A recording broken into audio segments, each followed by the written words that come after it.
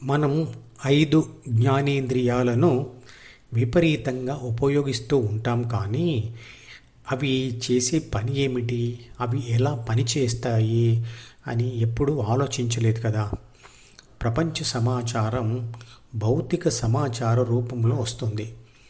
దానిని విద్యుత్ శక్తి తరంగాలుగా మార్చి మెదడులో ఉన్న డికి చేరవేయడమే వాటి పని.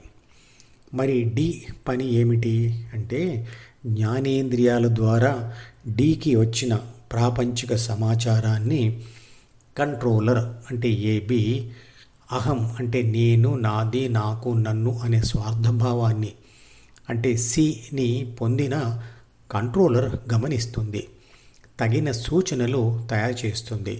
అలా కంట్రోలర్ ద్వారా కర్మేంద్రియాలకు వస్తున్న సూచనలను లోనికి వస్తున్న ప్రాపంచిక సమాచారంతో సహా డిలో రిజిస్టర్ కాబడతాయి, అంటే ఏబిసి చేత రాయబడతాయి.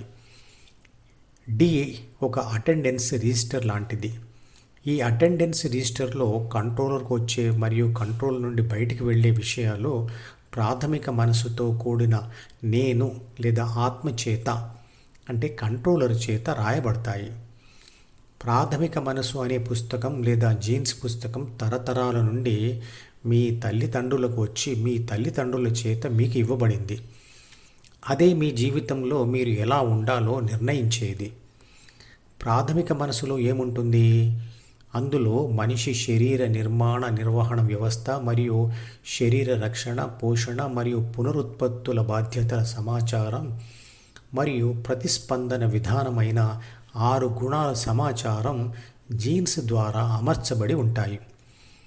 6 గుణాలు అంటే కామం, క్రోధం, మోహం, లోభం, మదం, మాత్సర్యం. ఆత్మ ప్రాథమిక మనసులోని 3 బాధ్యతలను మరియు 6 గుణాలను చదవనిదే, అంటే ఆ భావాలను పొందనిదే ద్వితీయ మనసును చదవలేదు. మరి ద్వితీయ మనసులో ఏముంటాయి? అందులో ప్రపంచం నుంచి 5 జ్ఞానేంద్రియాల ద్వారా కంట్రోలర్కు వెళ్ళే ప్రాపంచిక సమాచారము మరియు ఆ సమాచారాన్ని మదించి కంట్రోలర్ తయారు చేసి కర్మేంద్రియాలకు పంపించే సూచనలు ఉంటాయి. ఇక వేరువేరు ప్రాపంచిక అనుభవాలతో మార్పుకు లోనయ్యే అహం కూడా అందులోనే ఉంటుంది. అహం అనేది నేను, నాది, నాకు, నన్ను అనే స్వార్థ భావన.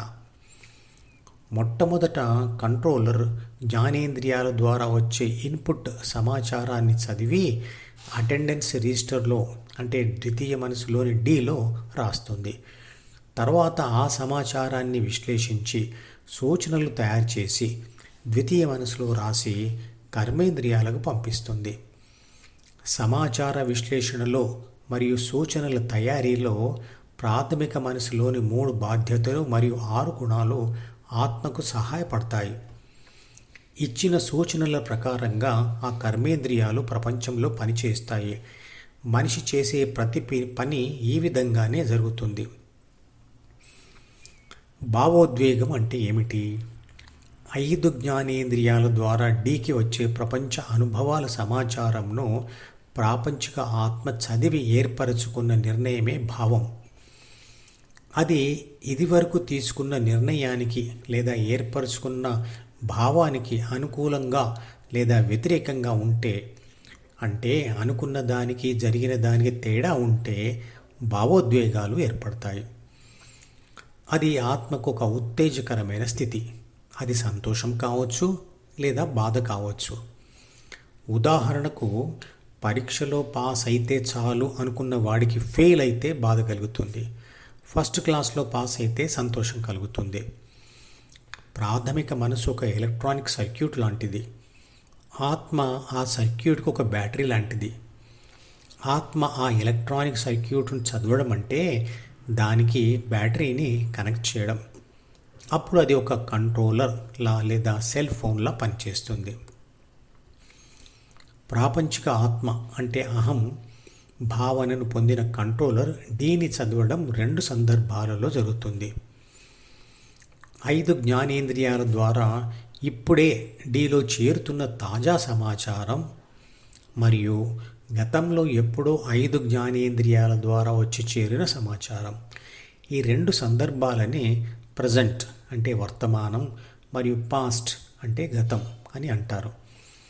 ఈ రెండు సందర్భాలలో కూడా అంటే అనుకున్న దానికి మరియు జరుగుతున్న దానికి లేదా అనుకున్న దానికి మరియు జరిగిన దానికి ఉన్న తేడాని ఏబీసీ చదువుతూ భావోద్వేగాన్ని పొందుతుంది.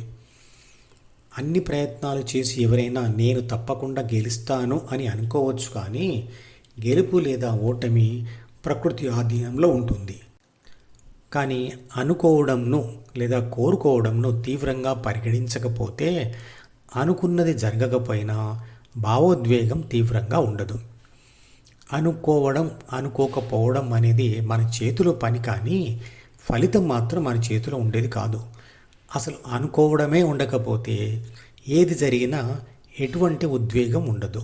శాంతి, ఆనందం రెండు ఉంటాయి. అనుకున్నామని జరగవు అన్నీ, అనుకోలేదని ఆగవు కొన్ని, జరిగేవన్నీ మంచికని అనుకోవడమే మనిషి పని అనే ఒక పాట ఉంది. ఆ పాట యూట్యూబ్ లింక్ని ఈ వీడియో డిస్క్రిప్షన్లో ఉంచుతున్నాను, వినండి. భావోద్వేగం రాకుండా చూసుకోవడానికి ఇదొక తాత్కాలిక పద్ధతి. ఏది అనుకోకుండా ఉండడానికి శాశ్వత పద్ధతి ఏమిటంటే ధ్యానంలో ఏబీసీకి డీతో ఉన్న బంధాన్ని తెంచి దాని ధ్యాసను జి అంటే ధ్యాన కోరిక ద్వారా హెచ్ అంటే హృదయంలో బంధించాలి. దానివల్ల అనుకోవడం అసలే ఉండదు. దానితో శాశ్వత శాంతి, ఆనందం ఉంటాయి. ఈ మధుపదం యూట్యూబ్ ఛానల్ వీడియోని సబ్స్క్రైబ్ చేసి గంట గుర్తును నొక్కి ఆల్ని సెలెక్ట్ చేసి ప్రతిరోజు యూట్యూబ్ ఓపెన్ చేసి అడుగున ఉన్న సబ్స్క్రిప్షన్ బటన్ నొక్కితే అన్ని లేటెస్ట్ వీడియోలు చూడవచ్చు.